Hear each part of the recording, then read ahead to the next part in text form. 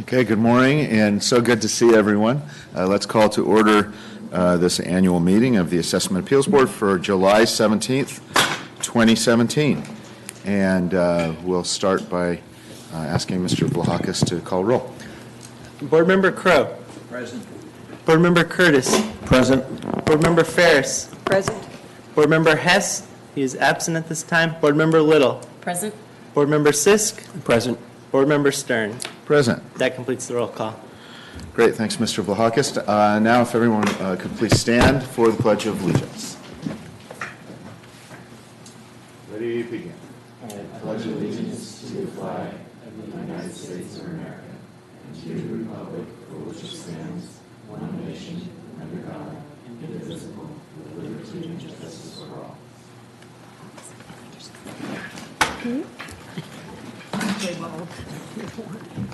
And by the way, Mr. Hess, we believe, is on his way, so hopefully we'll see him soon. And next on our agenda will be election of the chairs of the two boards. Yes, Mr. Chairman, for the first election will be the election for Chair and Vice Chair to Assessment Appeals Board Number 1. Assessment Appeals Board Number 1 consists of board members Stern, Curtis, and Crow. And so amongst those three, the members can elect a chair and vice chair at your discretion. So I'd like to make a motion to elect Barton Stern as chair for Assessment Appeals Board Number 1. All right. Okay. I'd like to make a motion to elect Vince Curtis as the vice chair for Assessment Appeals Board Number 1. Okay, and do we have seconds to those motions? I second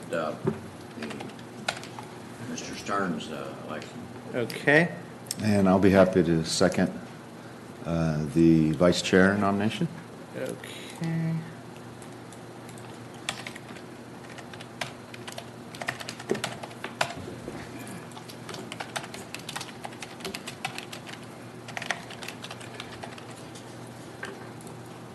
All right, and do any board members have any objections to those motions?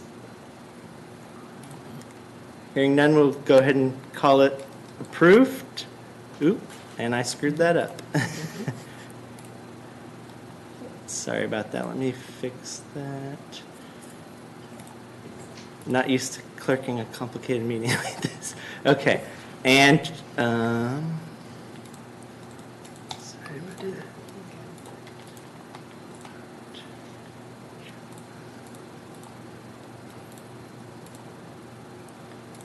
Okay, so that completes the business for Board 1. So Okay. we'll go ahead and go to Board 2. So for Board 2, the chair and vice chair can be selected from Ms. Little, Mr. Sisk, or Mr. Hess. And so if a board member would like to make a motion to that effect. I move to nominate Patricia Little as the vice chair. I'll second.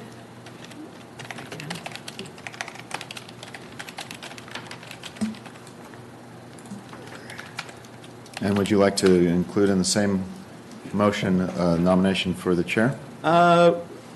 We can do that separately. So there's no objections to that motion.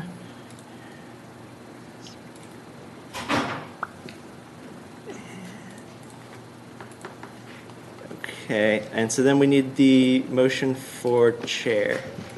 I nominate Mr. Sisk as chair. I'll second.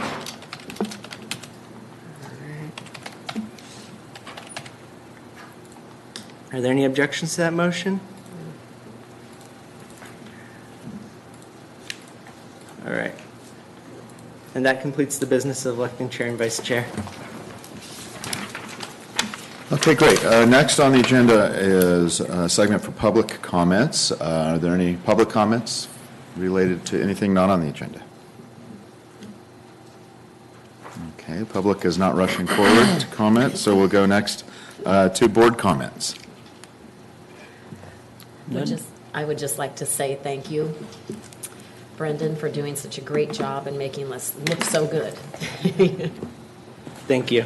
I agree. I would echo that. Thank you so much for Brendan for your work and the work of the clerk's office. And we'll be hearing, obviously, from the assessor's office soon. I think there's actually a separate report from the clerk's office as well. Is that right? Yes, Mr. Palmer from our office will be giving a presentation. Okay. Any other board comments? Great. So we'll go next to the presentation by the assessor's office related to procedures in handling assessment appeals.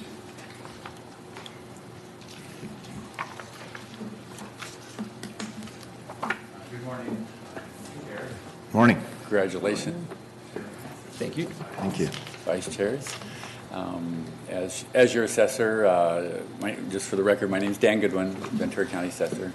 I've been your assessor for about 18 and a half years now. So, and I've always had a continuous appreciation for each of you who volunteer for this duty. There's a lot of hours involved and preparation time, and I know at times it can be a little be challenging, but at the same time it serves a very important purpose for the public's confidence in what happens in probably the second most important thing to them, and that's their tax bills.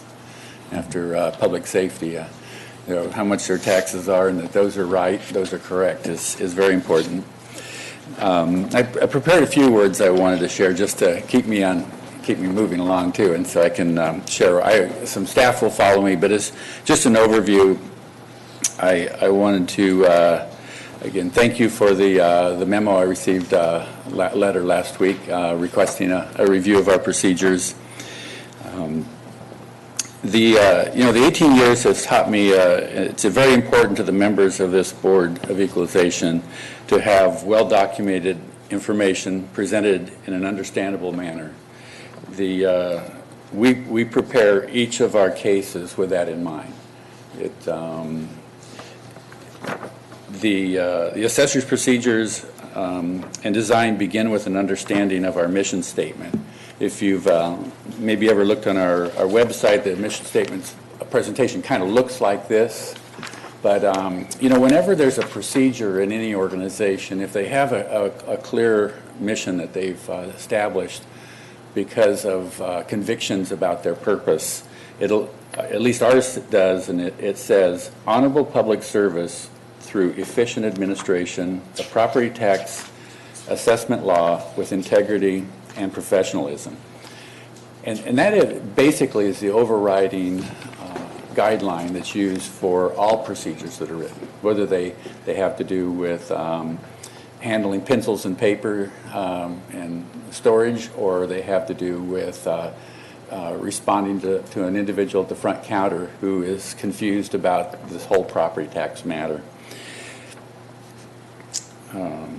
Our mission statement sits on a framework of professional training and experience. As you know, in any business that where judgment is important, the more training, the more experience those judgment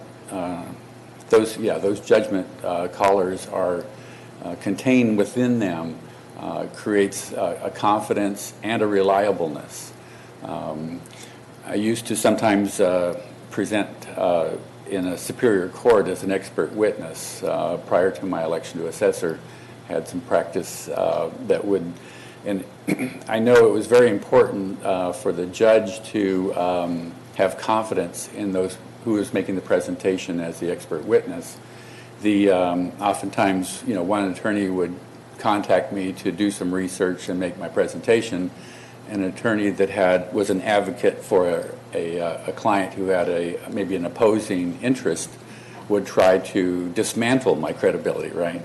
But that's sort of the give and take that happens, right? And it happens on different scales and a lot of things. The scale here where my staff comes in and makes a presentation, they do it after research, they do it as an expert who's witnessing before you the credibility of the data they've researched and how that leads them to a conclusion.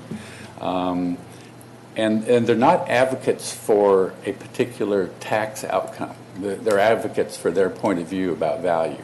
That's what their job is. Because sometimes a property owner, especially if it's a fairly complex and high-valued property, will have an attorney represent them whose total job is to advocate for their client. They stay within the boundaries of the law, but there's a big difference between someone who's engaged to be an advocate for their client's best interest and someone who's engaged to be an expert witness. Even in some cases in private practice, there were times where I would decline an assignment because I could tell that what the request was a presentation that I couldn't deliver. And from the standpoint of they had a preconceived conclusion they wanted me to advocate for, and I didn't feel the market would support that, so I would decline the assignment.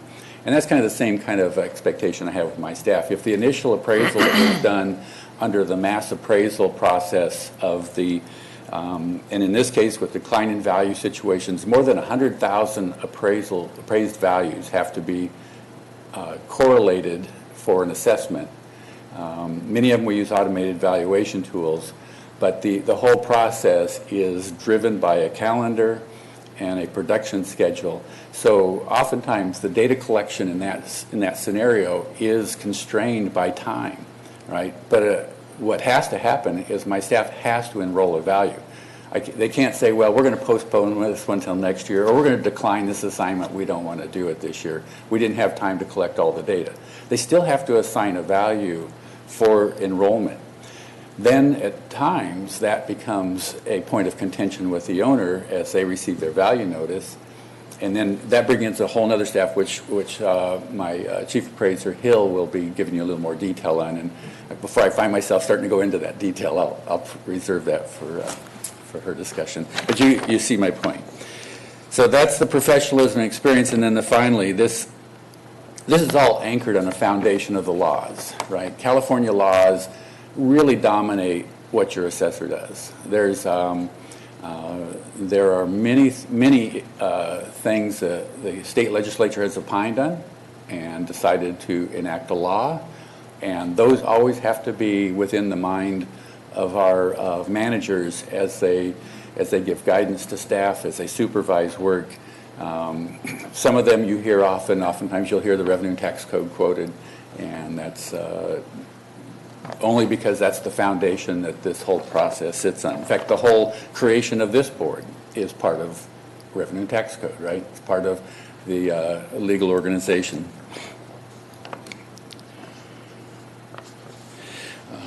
Okay, so I want you to be assured that the goal of our office is to provide fair and equitable assessments from the outset.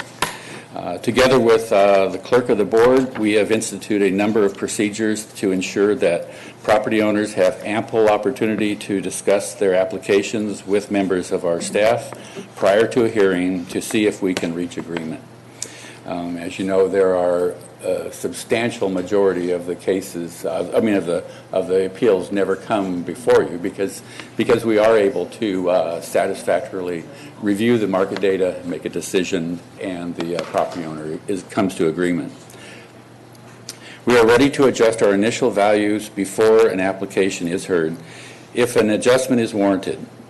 The only cases that you will hear are those in which we have been unable to reach agreement with the applicant, which too often is caused by undelivered data, or in which there is a disputed issue that we feel requires your considered judgment. Again, thank you for the consistency and your judgment calls that you have presented, and we appreciate that very much. I'd like to now turn the little more detail on our procedures over to Chief Appraiser Hill. Thank you for your time. Great. Mr. Goodwin, thanks for your service and your leadership.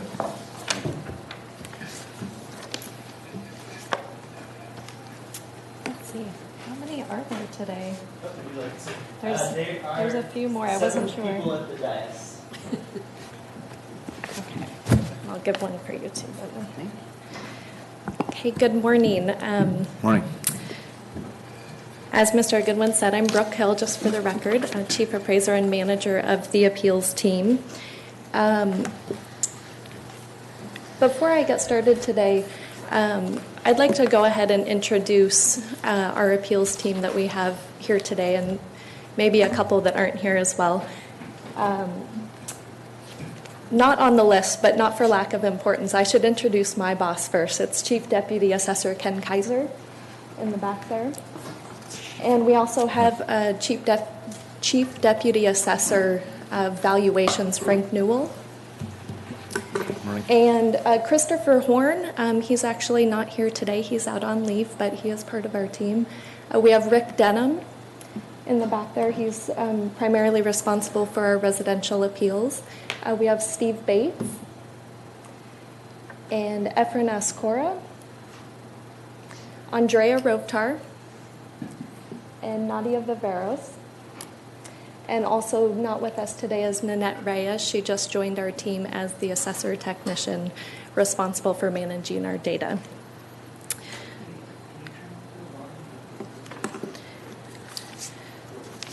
So today I wanted to talk a little bit about not just the appeals process, but also the assessment process and what the assessor's legal obligations are to identify and assess property. And then I want to talk about the discovery process that we go through for that initial assessment, and then how we work the appeals, what the process is for appeals, and it's actually a little bit different for residential versus non-residential appeals. And then I want to talk a little bit about Revenue and Taxation Code 441D compliance that Dan had alluded to in his comments.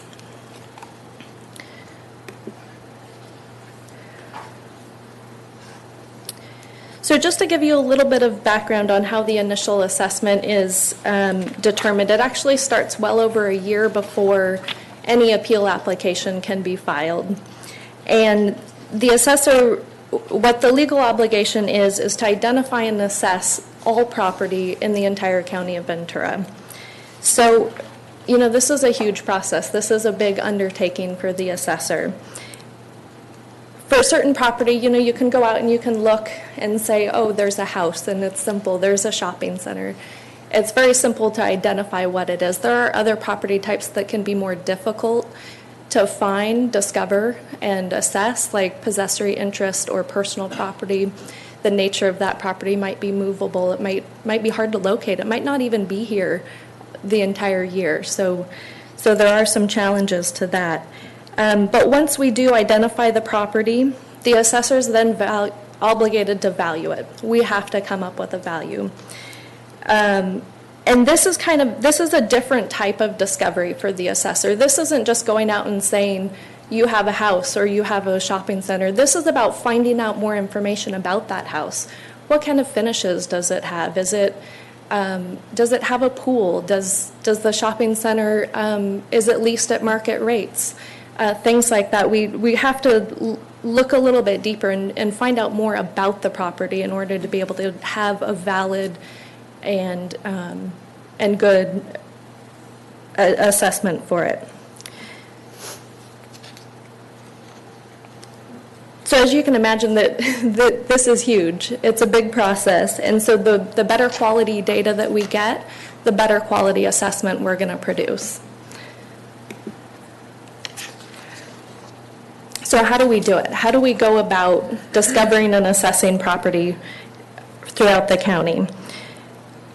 The first thing we do is we make requests for data under 441D. This can come in many forms. It could be the property owner filling out a property statement. They could be self-reporting to us what property they have in the county. We could send a request when we get a permit and ask for more information about the new construction that they've done or something like that. So we do get a lot of information during the initial assessment process. We do have taxpayers that ignore these requests or maybe don't provide us all of the information we need. So that's the point where we, like Dan said, we still have to act. We still have to assess it and put a value on it. There's two court cases that speak directly to this point. The first one is Sims versus Pope. And in this case, and this is included, both of these cases are included in your packet in the back pocket for your reference. But in Sims versus Pope, the taxpayer was adding onto their house, and they basically refused to let the assessor onto the property to confirm the measurements. So the taxpayer disputed it, and they said, no, you should use the square footage listed on the permit. Well, ultimately, the courts upheld the assessor's estimate because it was the best information they had. And the courts determined that because the assessor used the best available information, it was in fact a valid assessment. The other court case that speaks to this point on discovery and how the assessor has to use the best available information is Domenighini versus the County of San Luis Obispo. So in this case, a taxpayer self-reported. They filed a property statement, but the assessor later discovered evidence that contradicted that property statement. So in order to figure out what the discrepancy was, the assessor requested to see the books and records. And in requesting those books and records, that should have been able to substantiate what the problem was, why there were different numbers being reported. But again, in this case, the taxpayer refused. They refused to provide the assessor the books and records, so the assessor went ahead and acted based on the information they had. Again, the courts upheld that valuation by the assessor, and in doing so, they explained that the taxpayer could have provided information to explain the discrepancy. Because they failed to do so, the assessor's valuation was valid and good.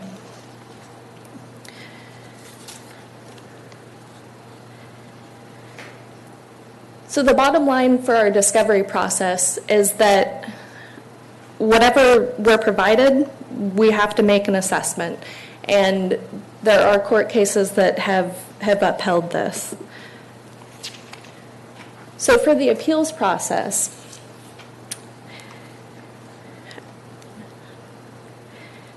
after the initial assessment is complete, obviously this is the time and the opportunity for the taxpayer to file an appeal application with the clerk of the board. And I'd like to kind of put this in perspective for you. So the initial assessment process that I was talking about, the assessor actually is responsible for, in Ventura County, assessing almost 300,000 parcels and accounts throughout the county.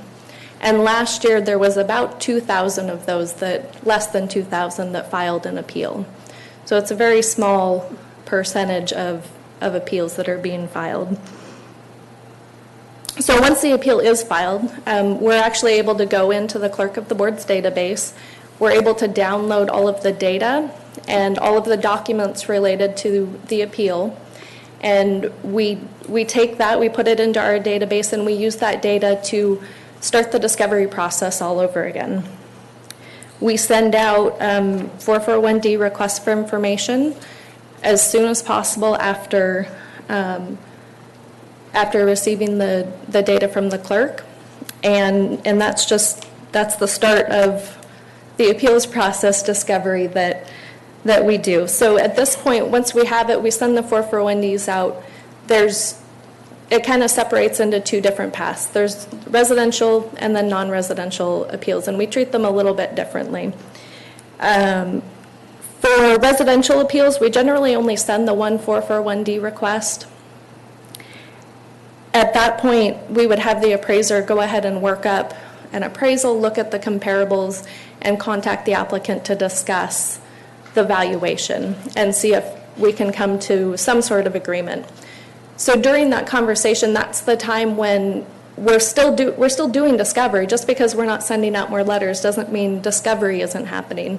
This is when they might tell us that there's condition issues, or maybe they refinanced recently and they might have an appraisal available for us to review. You know, those conversations are still part of our discovery process and really important to the residential appeal process. a little bit different from non-residential appeals, where for non-residential appeals, these are really more data-driven.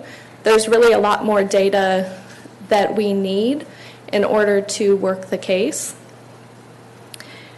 If we do get compliance with our 441D letter and they provide us the requested data, most oftentimes these are the cases that you're going to see withdrawn or stipulated.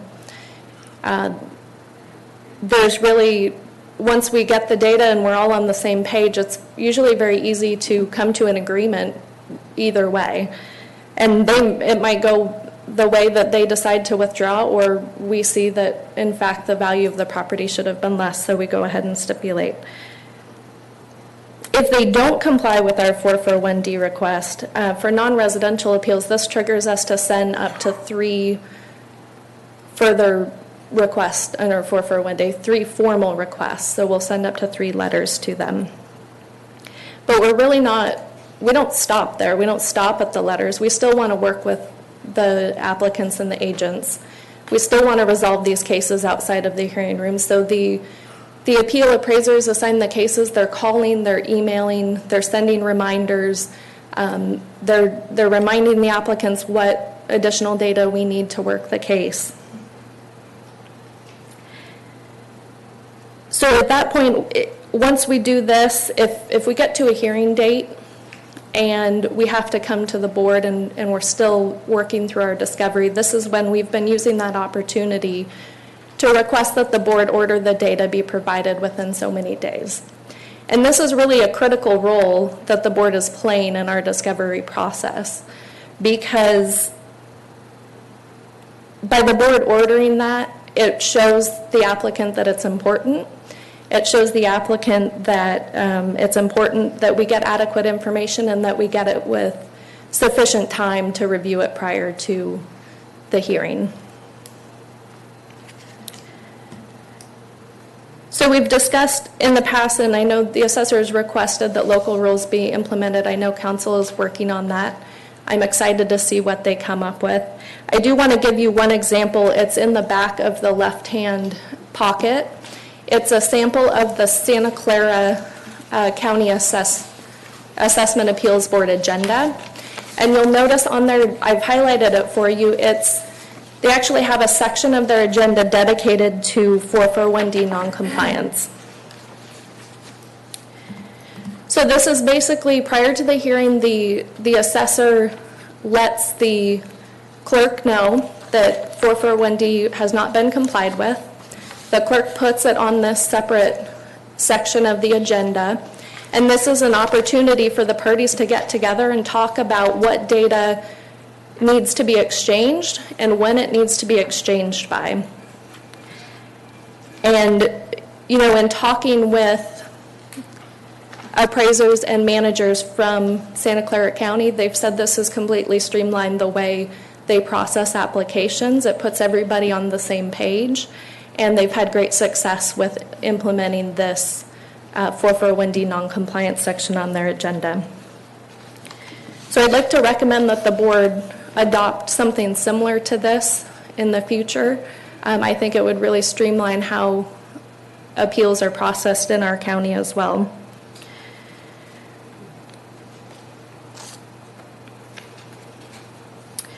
So if we go ahead and proceed under an assessment appeal where we haven't gotten full compliance with our 441D, then the assessor is obligated, like I said, to act. We have to make an assessment. It actually, under Section 501, it's an arbitrary assessment. It's based on whatever the assessor has in their possession. So this could mean that there's additional information out there that could change our minds. It could change our opinion of value, and it could change the board's opinion of value. But the bottom line is, without full compliance, we're obligated to make that arbitrary assessment. And it's still, you know, as we discussed, it's still a legally valid assessment. So just to sum it up briefly, the assessors, both the assessment and the appeal process, this is really focused, our efforts are focused on discovery. And the assessor has a legal obligation to provide the assessment. It has to be on the best information available. That may mean that it's an arbitrary assessment. We talked about the case of Sims v. Pope and Domangini versus County of San Luis Obispo. These are great examples of what happens when the applicant doesn't provide the requested data and what the assessor's obligations are. So with that, I'd again just like to reiterate the request that we adopt local rules, and specifically a local rule that stresses 441D compliance to ensure that we're getting the most accurate assessments in Ventura County. And with that, I'd just like to thank the board for your service and your time today, and open it up to any questions. Great, thanks very much, Ms. Hill. Any questions from the board? Ms. Little. I have one question. How does the assessor's office handle a parcel that may have some unpermitted uses on it? You know, say a garage without a permit, or something like that. That's a really good question. The assessor's obligated to assess the market value or the full cash value of the property. That unpermitted garage or unpermitted, maybe a garage conversion or something is maybe a little bit common. That may or may not add value to the property. But we have to look and see if it were to, be listed on MLS and sell Rule 2, between knowledgeable buyers and all that, would they pay more for that? Well, if they would, then we're obligated to assess it. Okay, great, thank you. Brooke, I had a question. I brought this up to Brendan a couple weeks ago. Sometimes I've been in these hearings where there is an exchange of data between the applicant and the assessor. We come to hearing, and then for whatever reason, the data has changed from what you've given the applicant to what you're presenting. The applicant is a little befuddled with that change of data. Now, I understand that, as the data is exchanged, your analysis, your final appraisal will be different than what you originally have given the applicant. My only concern is that sometimes I've noticed here on the board, the applicant seems befuddled because now they're doing a presentation to the board about the data that you've given them, and now the data's changed. So this can actually happen, I think, one of two ways. Sometimes what happens is, particularly for residential homeowners, they'll call our office, right after roll close, they get their value notice and they say, I want to see what my value was based on. So we send them a copy of the appraisal that was done with the comps that were used for, in that mass appraisal at that time. And then what happens is later they file an appeal. They may never tell the appraiser working the case that they've received that appraisal prior. So when we go in to work the case, we look at it fresh. We look at the comparables, the best available information, and that may change from the appraisal that was done initially. Now, I agree. I don't like that. I don't like when that happens, but sometimes it's out of our control in that we don't know that they're looking at that, or they choose not to tell us. It could also happen that they request from the appeal appraiser what the comparables are.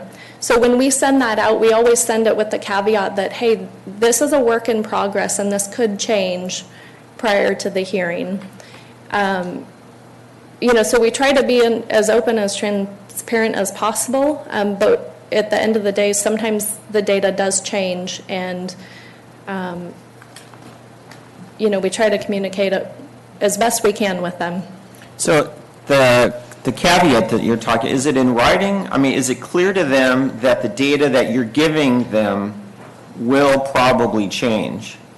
Because it seems to me like I've been up here one too many times where the applicant is just dumbstruck that the data has changed. He's based his presentation on this old data, and now he's thrown off base. And you know what I mean? And it seems like, it kind of gives the assessor this advantage of now you have the biggest and best data, and now the applicant is dealing with this inferior old data.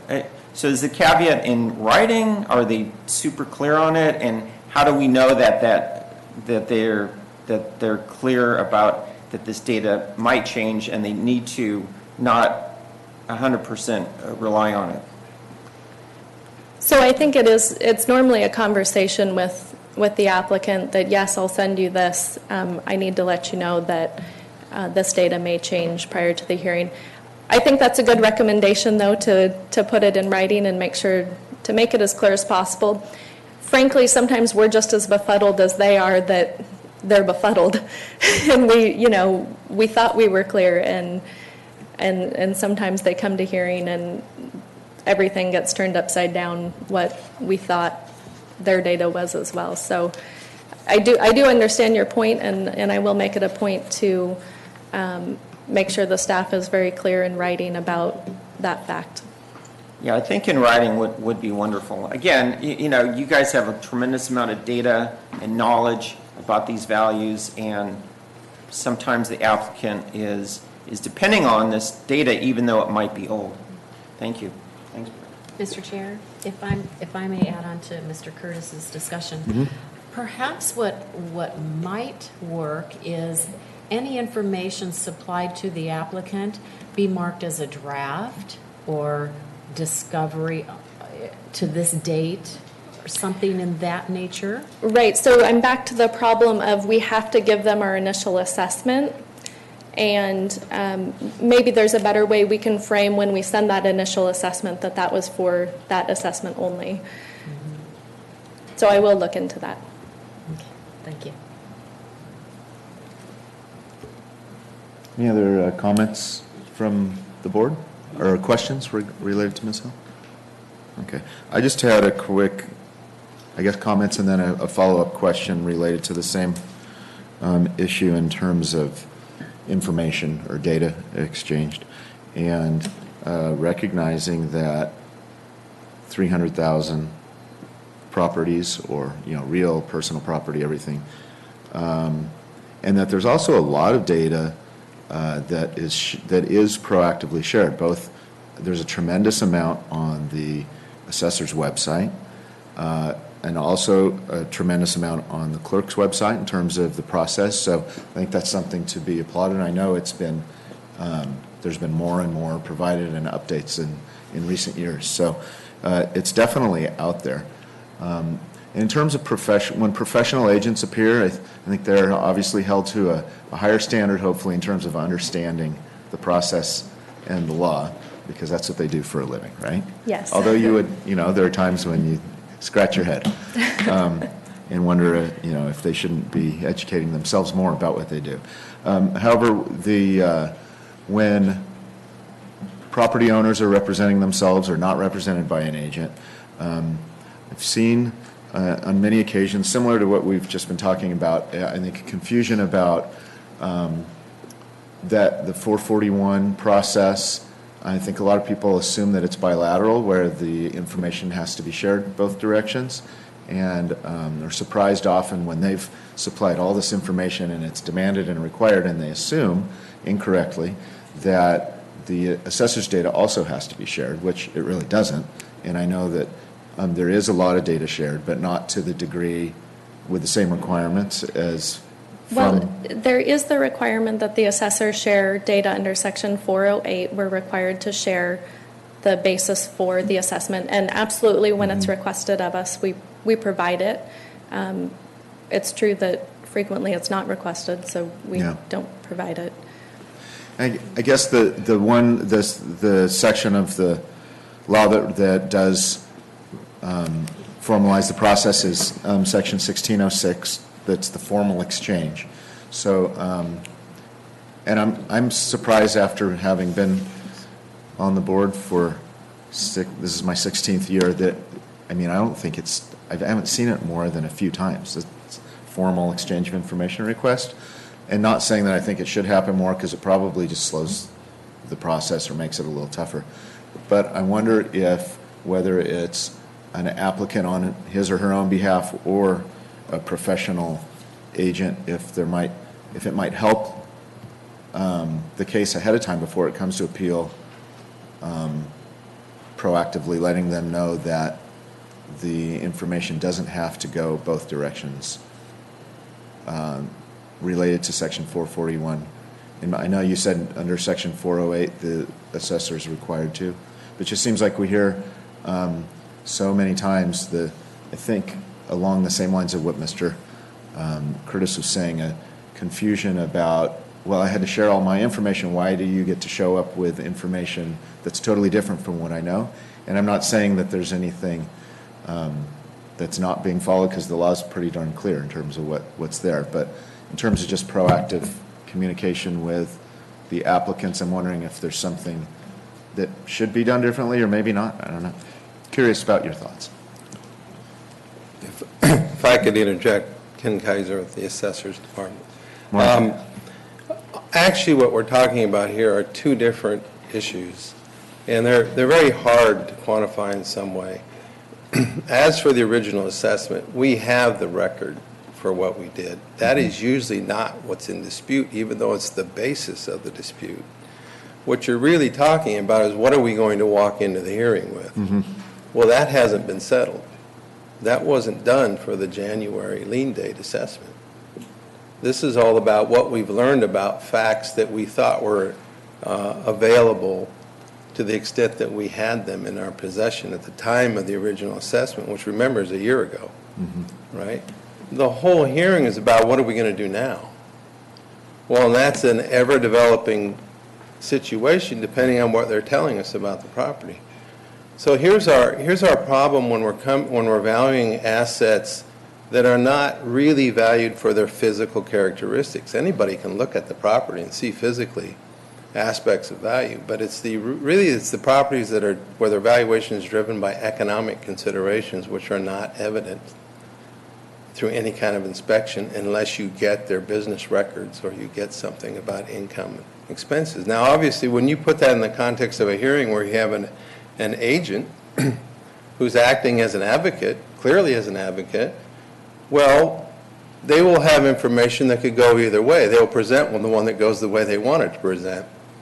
Well, at the same time, we're trying to look at the entire equation of information to get a balanced assessment, because we're under law requiring that, so we'll ask for it. We don't always get it.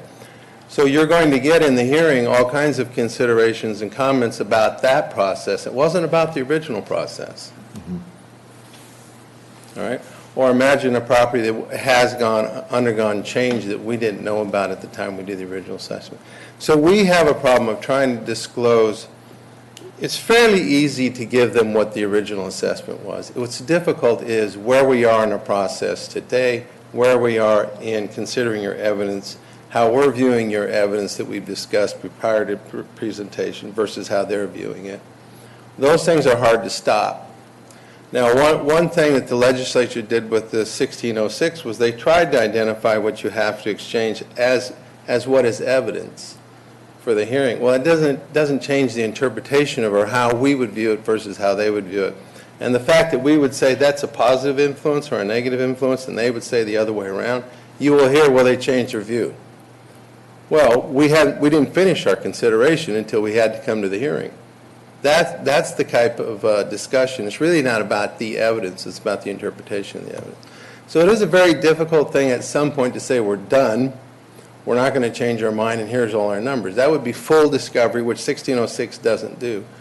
Now, you noticed in the very rare cases where we will argue for a raise, we gave them the whole appraisal just because we knew we were in this place where there wasn't going to be a meeting of the mind about what the evidence meant, and that they would it was an attempt to mitigate complaints about what are you saying now, because it keeps evolving as more and more information comes about and more interpretation has to occur.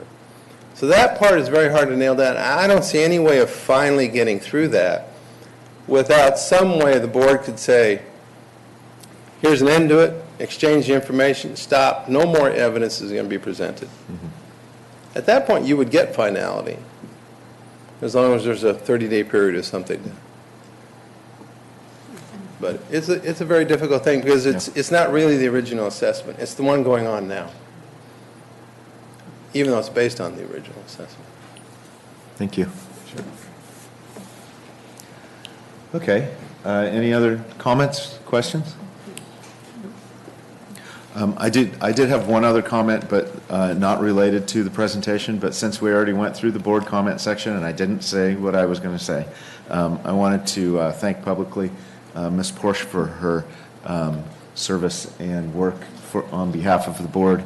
And there's a lot more that goes on behind the scenes than when we're here at the hearings as well. So thank you very much for all your work. Yes. Us for their diligence and spot-on support throughout the year, and commend the professionalism and hard work that the assessor's office puts into the appraisals that get presented. It helps the board, it helps me, it helps all of us do our job, and it's very appreciated. Thank you. Okay, great. Thank you very much. Okay, next is the clerk of the board's presentation.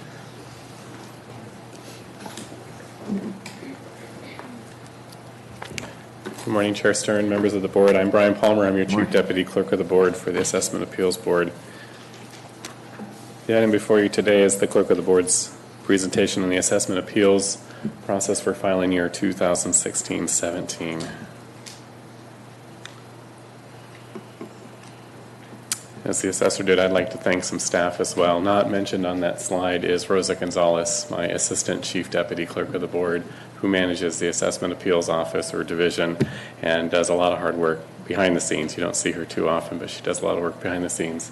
And of course, as you've also mentioned publicly, the praise for Mr. Velazquez and all the efforts that he puts into this process. He does it with all his heart and soul. We appreciate him very much. There's two other staff members in my office that put a lot of effort into the assessment appeals process as well. One is my office assistant, Monica Sanchez. She enters in all of the data that you heard the assessor talk about, how they download out of our system. And Jessica Cam, one of my deputy clerks as well, that assists many of the public members if Brendan's not available with their questions. Of course, the services that the Clerk of the Board's office provides, as you know, all of the applications are filed with our office. And of course, we manage all of that, the data, the scheduling of the matters, and the collection of some of the materials that go along with that, the hearing procedures, and of course, we support the Assessment Appeals Board and the hearing officer for whatever administrative needs that you might have.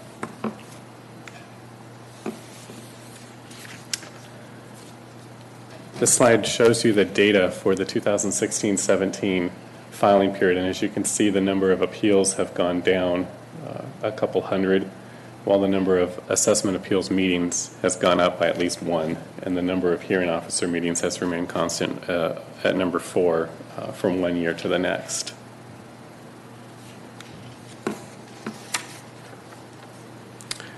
This shows the processing time or the completion or resolution of those applications. And so the number of months to resolve the number of appeals that have been filed overall has been going down. As you can see, it's gone from 10, it went up a little in 2015 to 12, and it's back down to 11 months. Then the number of months for the items going before the actual assessment appeals boards is averaging 11, 12, 13. It's gone back down to 12 for 16. The number of months for those items going before the hearing officers remain constant at 8. Those are usually residential properties. And we do make a distinction between trying to resolve the residential property and the non-residential property. We track the differences between that. The residential properties are now being resolved right around 9 months. And again, the non-residential is back down again at 12, from 11 to 13 to 12. This is good improvement over the past few years.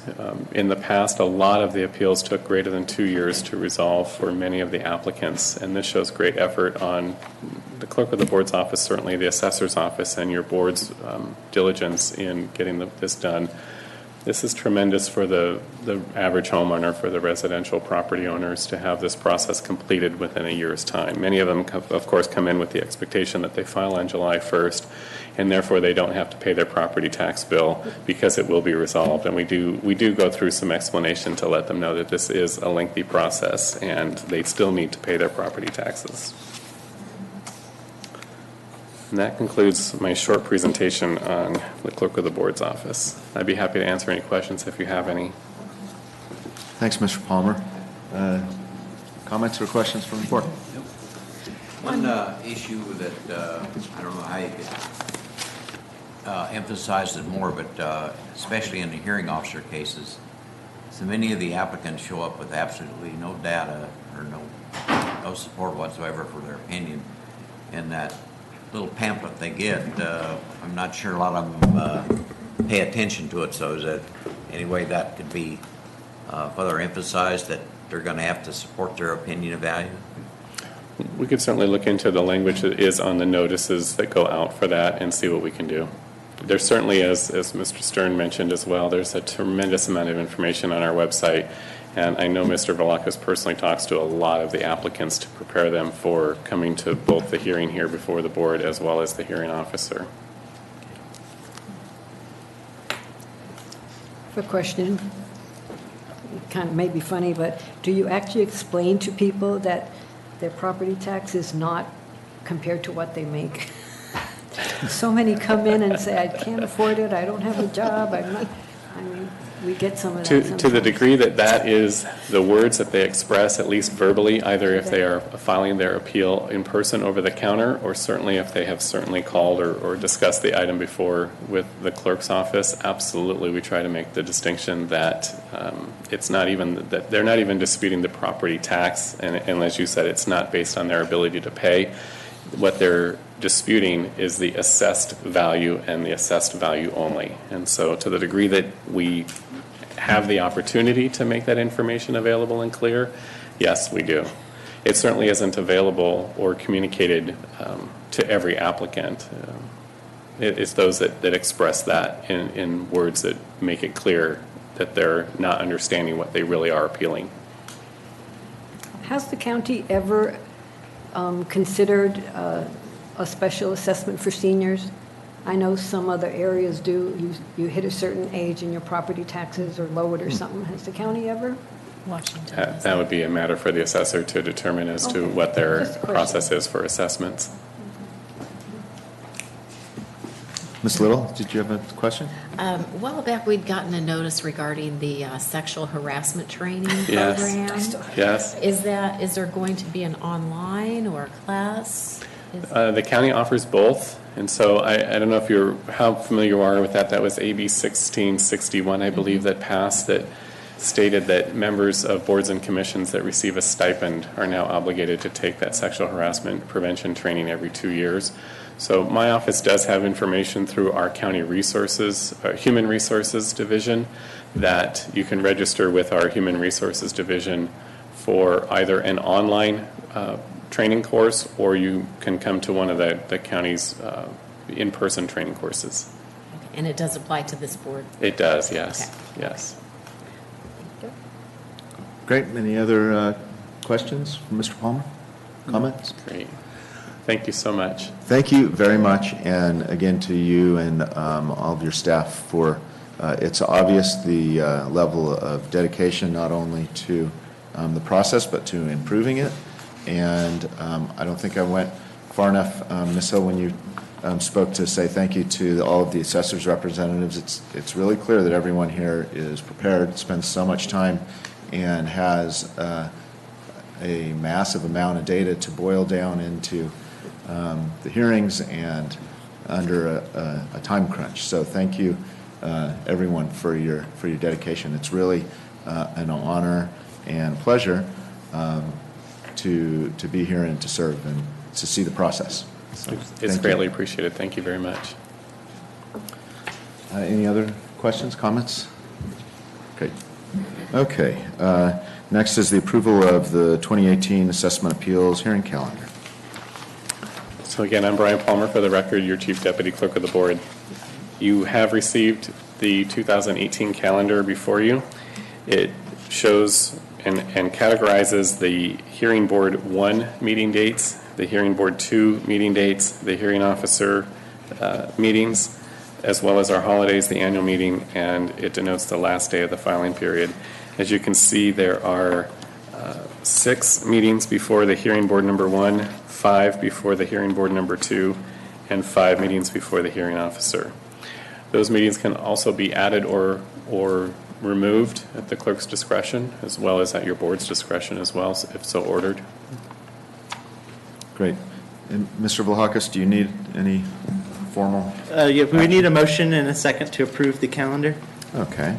So looking for a motion to approve the 2018 Assessment Appeals Hearing Calendar. I second. Okay, Ms. Little moved and Mr. Sis seconded. All right. And if you could call for any objections to the motion. Okay, any objections to the motion? And hearing none, we're unanimously approved.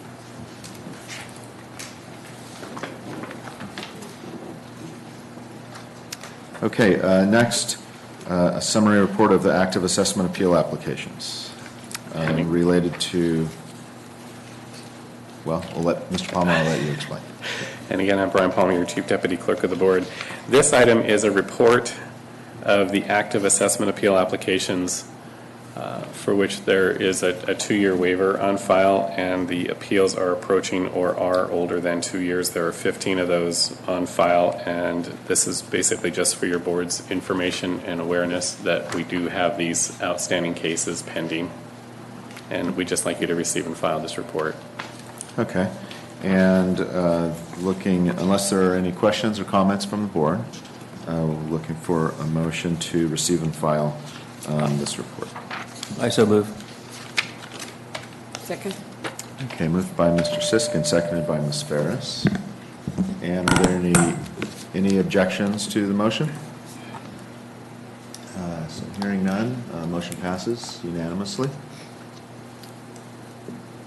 Great. Thank you so much. Thank you, Mr. Palmer. Okay, the remaining items on the agenda are related to stipulation agreements and findings of fact, and then one validity hearing. Is that correct, That's Mr. correct. Vlahakis? It shouldn't take us too much longer. Okay. And the validity hearing, so we'll have an applicant here? No. So for the validity hearing, it's continued from the appeals board meeting on June 26th, which went kind of late. The applicant is on active duty military service out of the country, and so they've presented a letter, and I'll go into that in detail once we get to the item. Okay, great. Chair Stern, I wanted to, before we lose Mr. Goodwin here, wanted to ask him one quick question. Sorry, I'm skipping way ahead of this should have been a board comment. Happy to. Yes, sir. We talked about the website, the assessor's website now a few times during the meeting. As an appraiser, full-time appraiser in Ventura and LA County, I was just curious if Ventura County has thought about utilizing some of the resources that LA County's website, the assessor's website has. As an appraiser for properties in LA County, tremendous amount of data. It's mapped. I can go into each property. Even within the city of Los Angeles, it tells me every single zone that the property's in, permits, huge amount of data online that's available to the public. I haven't been to the county's assessor's website lately, but the last time I have, it seems pretty sparse with respect to data that's available to the public. So my question was simply, has Ventura County thought about beefing up their website with respect to similar features that LA County might have? Now, I understand that LA County is 20 times as many people as Ventura County. I'm sure you don't have the budget for it. But just from an appraiser's point of view, it would be wonderful if the Ventura County's website could be you know, Oh, similar. Well, first of all, it's good question, and you kind of answered it. Budget is a part of that. The LA assessor spent a substantial amount on setting up that programming, marrying some GIS features with their database and all. Those are things that so there's a couple of things about it. On a time scale, we will have more things somewhere down the line. Yes, we have been looking at time for some updates on our website, but we've not budgeted for specific programs along that line. I know the assessor, Mr. Prang, he did a presentation at a meeting I was at in March about the status of their features they offer. And he said, at the time, he said, well, for a fee, we'd be willing to share this. I didn't get into the fee, but, that's how you're asking the question kind of reminds me to follow up on that and get a little more information. Separate thing, I was thinking about Ms. Ferris's question. There was a program that the state administered that was called a Senior Citizens Property Tax Postponement Program that allowed seniors for a period of time. The state then suspended it, but then has restarted. But there were some issues about effective date. But just a general thing was some low-income seniors were in a position that they, in effect, could defer paying some property tax, and then the tax would accumulate to when the property was later transferred. There would be a catch-up point to which the state would be reimbursed for however many years of taxes weren't collected.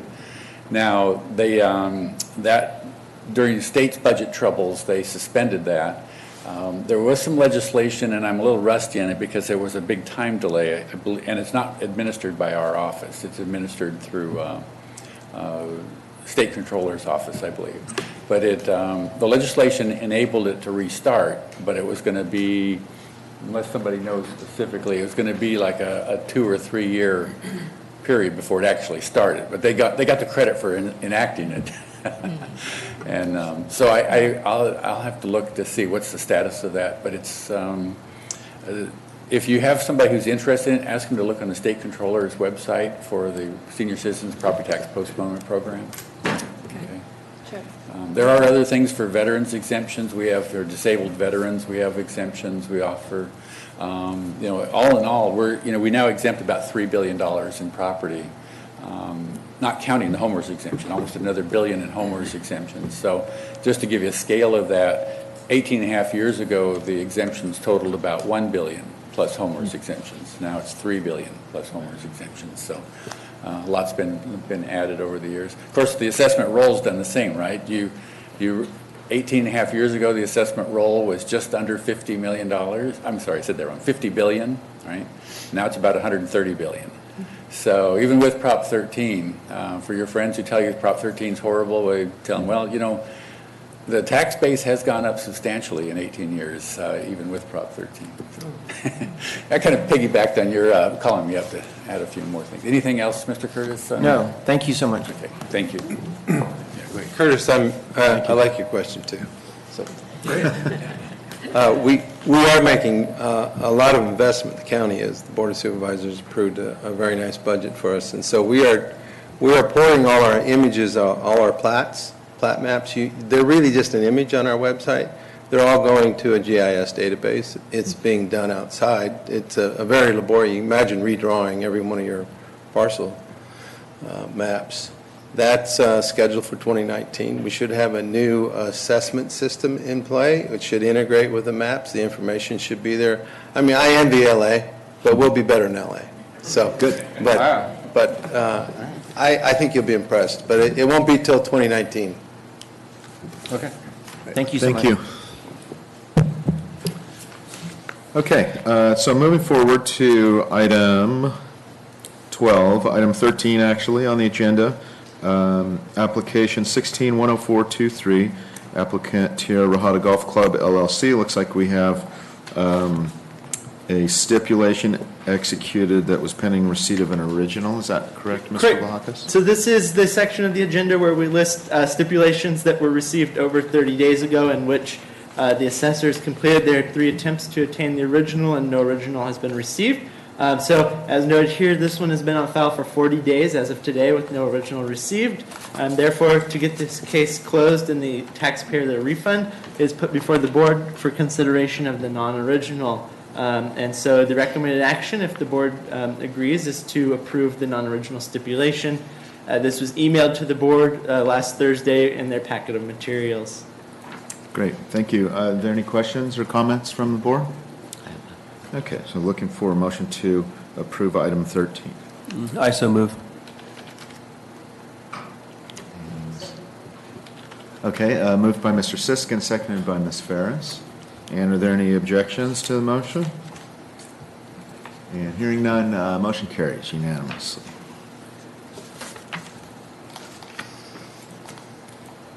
And we'll go next to Mr. Vlahakis. Tell me if you need me to. You're good. The Okay. computer's just having a slow time, but we're good to go at 14. Okay. Okay, under stipulation agreements, items 15 and 16, and these are, These are the regular Stipulations. stipulations. It's one of the shortest lists I've seen, but these are your regular original stipulations. They were emailed to the board for review last Thursday, and the recommended action is to approve. okay, thank you. Any comments, questions from the board? Okay, so looking for a motion to approve item 14. So moved. I second. Okay, moved by Mr. Curtis, seconded by Mr. Sisk. And are there any objections? And hearing none, motion carries unanimously.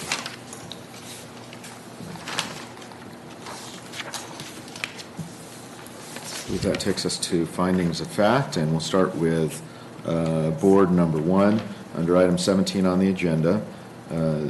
Mr. Vlahakis, would you like us to handle 2 separate motions, I assume, for? Right, we're separate. So board, these are, item 17 is findings of fact issued for Assessment Appeals Board number 1. We're asking Assessment Appeals Board 1 to receive and file those, just for the record. All of other legal obligations of the board have been met. This is just to publicize that it has been issued.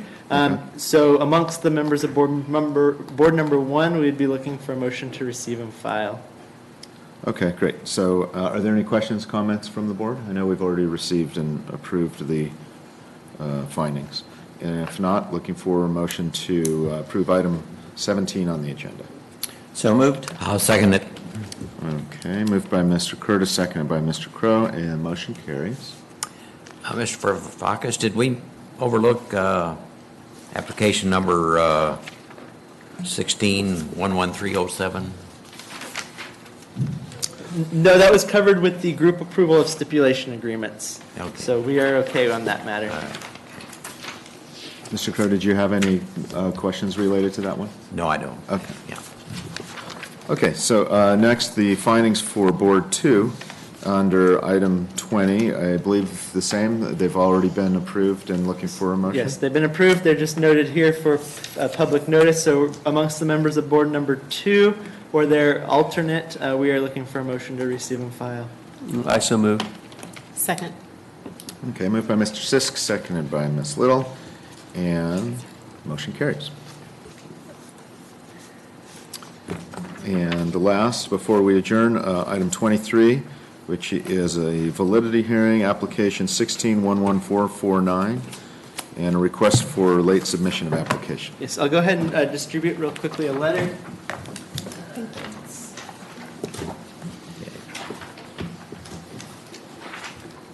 Okay.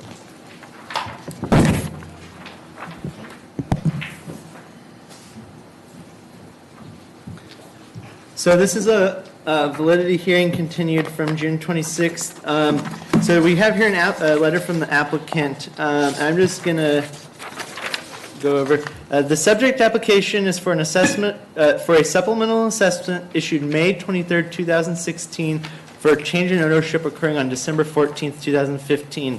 The subject application was filed on March 31st, 2007 in person at the clerk of the board's office. The applicant, in their affidavit, which is the cover letter, testifies that they submitted an application that he believes was mailed to the clerk of the board in November of 2016. after he returned from serving military orders overseas.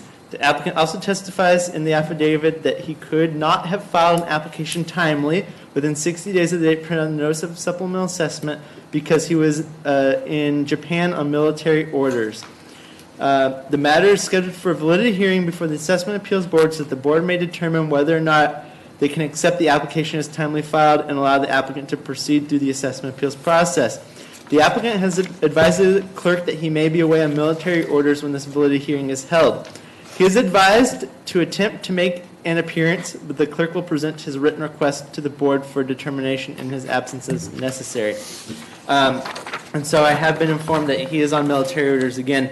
So just to sum up the situation, he was away on military orders when the notice of assessment was issued, and therefore he admits that he initially did not file the application timely.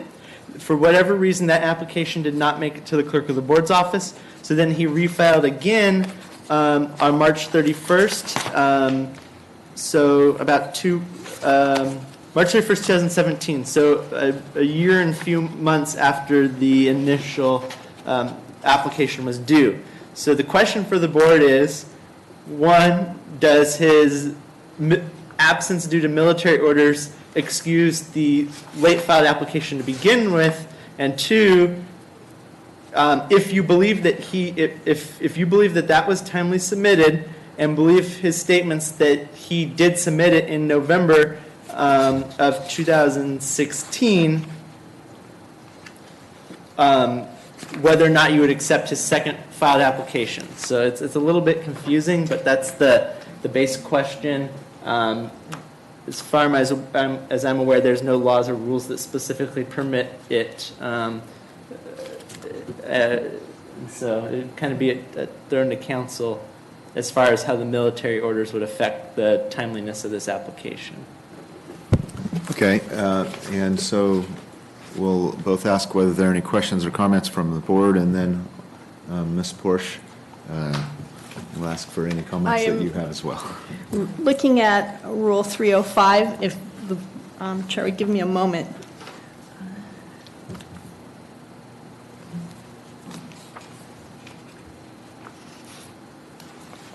And then while Ms. Porsche is doing that, I'll assume that there aren't any comments or position from the assessor's office.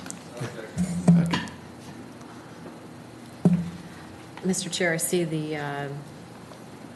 one of the things on the application on the back part is base year as of 12/14/2015. Timing-wise, are we still okay on that?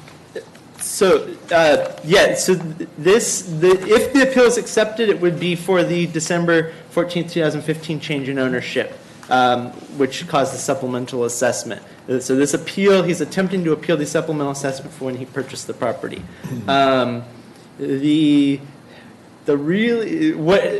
the rules say is if you submit an application timely and for some reason it doesn't make it to the clerk and you can prove or make an affidavit that says you mailed it on a certain date, then the board can accept that. So the board has some leeway there. Where the gray area is if he admittedly filed the application late. And so the question to the board is, does his military absence during the filing period allow for this to be filed late? And that's kind of where the main question is in this matter. Okay. Ms. Mr. Porsche, Hess? if you need extra time, that's okay. If you're, while she's looking, I guess my only comment would be is if it's within our scope of authority, I would be definitely in favor of allowing it, but not trying to rush you. Welcome, Mr. Hess. Glad you're here. I apologize for my tardiness. No problem. Well, certainly military orders are kind of above and beyond your control. So. I believe that under Rule 305, I believe this may come within 305D4. I do invite also the clerk's participation in this. An application may be filed within 60 days of receipt of notice of assessment, within 60 days of mailing of a tax bill, whichever is earlier, when the taxpayer does not receive the notice of assessment described in Section 619 of the Revenue and Taxation Code at least 15 calendar days prior to the close of the regular filing period. Based on your understanding of the facts, due to the service member's military posting, was he not present? Correct, he was out of the country at the, on May 23rd, 2016, when this notice was mailed. But that, he says when he returned, it was in his mailbox, so he technically received it at his address, he was just not present in the country at that time. It is counsel's legal opinion, now I haven't done case law research, but it's counsel's legal opinion that where the SSC has submitted under penalty of perjury that they were out of the country and military service, that the board can give consideration to that fact, and it's in the board's discretion if they wish to permit the filing of the application. Okay. Thanks, Ms. Porsche. Any other discussion, comments, questions? Okay, then we'll look for a motion. Yeah, a motion to approve or deny from any board member would be sufficient. I move to approve the application as valid. Second. Okay. Second. Moved by Ms. Little and seconded by Mr. Curtis. And are there any objections to the motion? And Mr. Hess, you just joined us. If you'd like to take a minute to get up to speed or ask any questions, more than welcome to. I'm good. Okay. Okay, so hearing no objections, the motion is passed unanimously. And that's the last item on our agenda. And before we adjourn, Mr. Hess, do you have any comments or questions you'd like to make? No, I'm fine. Okay, then we're adjourned at 10:50. Thank you.